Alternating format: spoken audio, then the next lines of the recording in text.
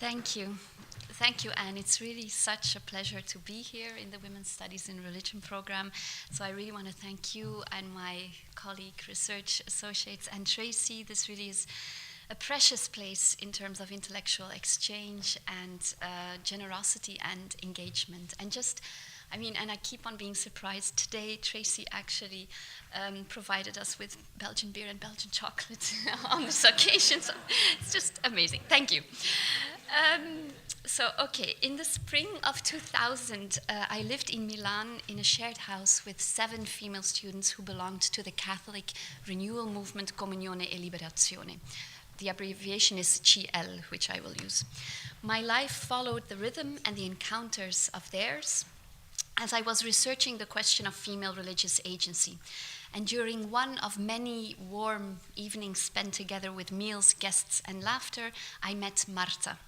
Marta had come to the house as a guest, and she was slightly older than most of the students in the house. She was intrigued by my presence and by the fact that I was studying the movement she belonged to. She questioned me about the research project and insisted that we create the time and space for her to narrate the story of her journey into her faith. So we set up an interview. Beyond her desire to share her own story, there also clearly was a more general concern whether my social scientific frameworks would actually capture what she knew to be true about her faith. Now, Marta was not alone with her concerns about the theoretical frameworks and concepts of the research project. I shared some of them. The ethnographic work with GL in 2000 was part of a larger project on female piety within movements seeking to counter processes of secularization, both within Christian and Islamic traditions in Europe. To a significant extent, this project was prompted by what Helen Hardaker, and this is in the Fundamentalism Project, calls the why question. Why do women become such, and I quote here, why do women become such staunch advocates of fundamentalist creeds when those same creeds seem to deepen their subordination to men and require them to relinquish power and authority to men? End of quote. Now, this is perhaps the most difficult question about what she calls fundamentalism and gender, and I will just put a little footnote here. I won't elaborate that I don't really work with the term fundamentalism. I don't think that analytically that's an interesting term.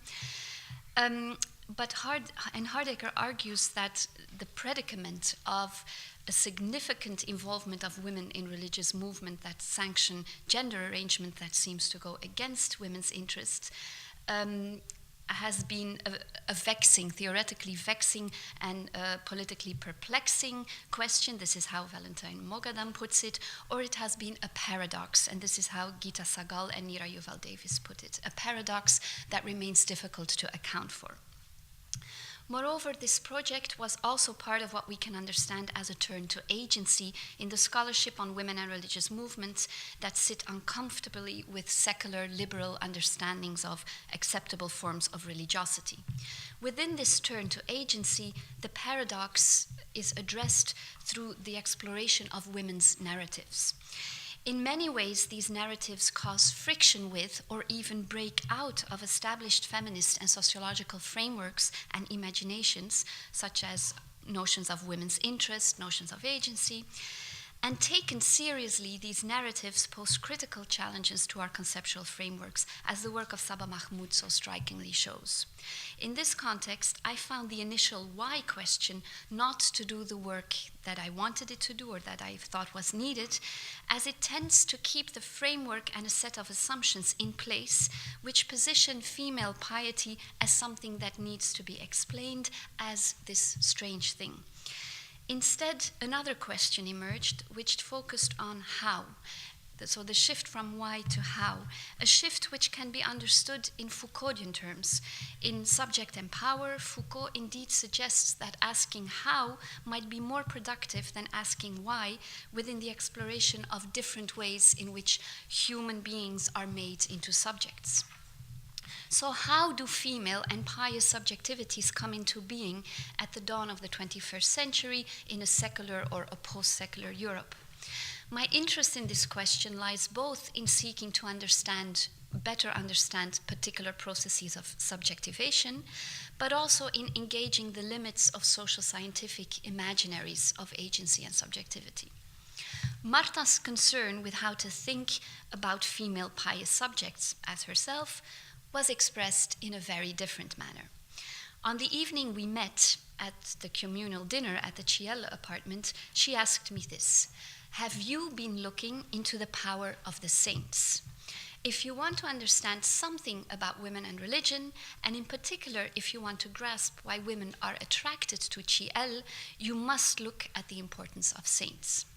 End of quote. Now, her words represented one of the many little instances of displacement within the research project. For various reasons, saints had not been part of the research frame until then. Ciel was not or is not a movement with a significant veneration of saints, and sociology is not a discipline that has proven to be particularly equipped for the study of saints.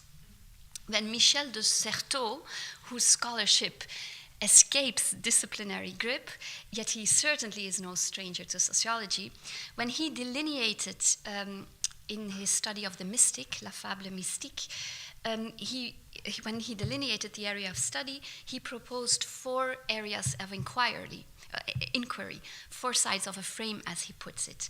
And he turned to the study of eroticism, psychoanalytical theory, historiography, and the fable. But it still remains unclear what a sociology of saints or a sociology of the mystic would look like. Yet Marta's insistence on the saints, on female saints in particular, did resonate with a tradition of feminist attention to saints, to which I will return shortly. In this talk today, I will engage the subject of saints embedded within the ethnographic case study of Comunione e Liberazione, and I will look at how female pious subjectivities come into being.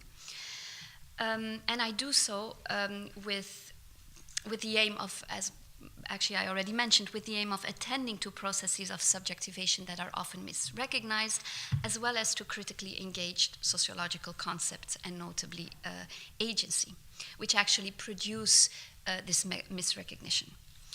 But before going into the argument, a brief presentation of Comunione e Liberazione is in order.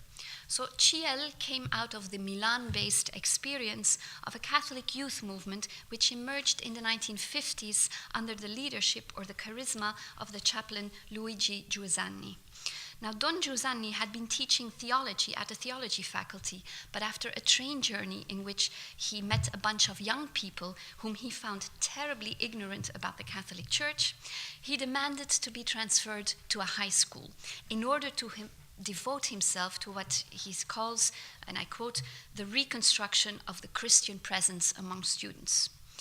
And maybe I will skip, for the sake of time, one of the foundational anecdotes that figure in Giussani's account of how this, the birth of the movement came about, is really one that focuses on how other students in the college or in the lycée were able to speak in terms of we communists, we fascists, actually, this is post-fascist Italy, but there was no we Christians, and how he tried to create that sense of we Christians, we Catholics. Okay, so Italy of the 1950s is usually regarded as a deeply Catholic society. As Robert Lumley points out, the Catholic Church in post-war and in post-fascist Italy had to defend itself from 3 main threats: Marxism, demands for the ending of the Concordat, which regulated church-state relationships and came into being under a fascist regime of Mussolini, and the secularization of society. And in fact, the church defended itself on these 3 levels with remarkable success. The Concordat was renewed, a full-scale mobilization of the faithful in the parishes took place in the 1950s, and the Italian Catholic Party, the Communist Party, the Italian Communist Party, was isolated, with communist voters being under the threat of excommunication. But Giussani was invested in a different genealogy in which the Catholic character of Italian society at the time represented what he called merely a facade, resting on a formal aspect of laws and habits in which people did not believe anymore, and which they would subsequently leave behind. So a facade behind which a, what he calls a radicalization of secular culture was taking place. In Giussani's view, faith was increasingly reduced to moralism, and while young people might still profess to be Catholic and be able to recite the creed, it did not influence the way in which they made their judgments and decisions about the world they lived in. So Giussani was invested in developing a counter-secularization project.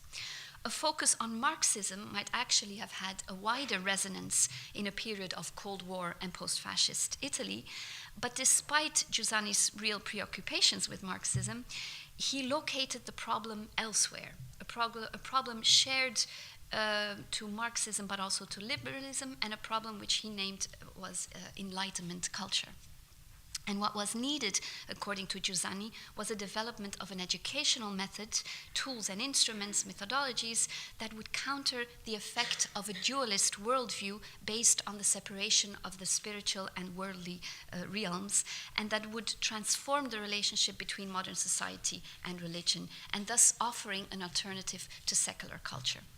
So this is just to situate a bit where Comunione e Liberazione comes from. Again, I'm going to skip a little bit, but just mention two conflicts that, or two events that have really shaped what the movement became, often in conflict. First of all, the Second Vatican Council, which took place from 62 till 65, and then the student revolts of the 1960s and 68. And with both of these events, GL, the movement had an interesting and a difficult relationship, a conflict relationship, but also a relationship of trying to reclaim them, to represent the true spirit of the Vatican Council and to represent the true Enlightenment critique, so going beyond the student revolts and the Vatican Council. Okay, so back to the story of Marta. Marta's story of coming to the movement was all but exceptional. Marta was born at the end of the 1970s. She was baptized as an infant within the Catholic Church. Her father was a cultural Catholic who at some point took distance from the church, and her mother used to be more pious, or more pious than her father, but gradually stopped practicing her faith. Growing up in the north of Italy near the Swiss border, Marta attended youth activities in her parish, like most of her other friends at school would, and she received the sacrament of confirmation at the age of 12, and shortly after that, she simply stopped going to the church. When she was 16, she attended a CL summer camp, more or less by coincidence, although there are no coincidences, okay. And that is where her involvement with the movement began. Or as she would put it, that is where I truly encountered Christ. When shortly afterwards she went to the university in Milan, and Milan is where CL is particularly strongly embedded, she effectively entered a CL universe, living in CL apartments, being part of the CL student movement, and so forth. I met Marta when she had just graduated in architecture. She felt herself to be at a crossroads in her life, as she had come to understand, within the context of CL, that there are two and only two possible life shapes or life forms, as she put it. And I quote, "Thank God there are two paths, and thank God that others do not exist. There are no other possibilities." And it was not yet clear what her path would be. One of these paths might take her to establish a family, and the other one might lead her to a consecrated celibate life. And perhaps at this point I will also just mention that the project that I'm engaged in at this moment and the book that I'm writing here in the Women's Studies program actually is going back to this older field work and doing interviews again with all of these respondents.